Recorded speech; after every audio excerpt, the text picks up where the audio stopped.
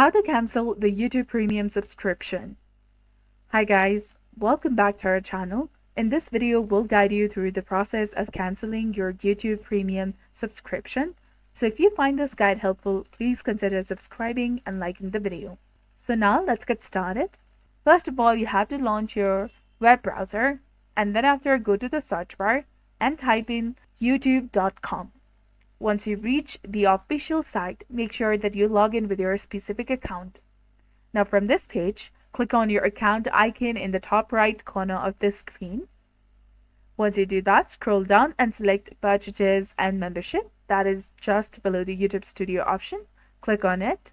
As you can see the screen, I have not activated any subscription on YouTube, so the options are not available right now. But if you have a YouTube membership, just simply find the membership section and click on the manage membership, which is next to the premium, and then scroll down and you may see a free trial or a full subscription. Simply click on that and click on cancel, and after reviewing the information, confirm by clicking on yes, cancel, and you'll be done. It's a really easy process. So this is exactly how you can cancel your YouTube Premium subscription free trial. So if you found this guide helpful, please consider leaving a like and subscribing to our channel. Thank you for watching. See you in the next one.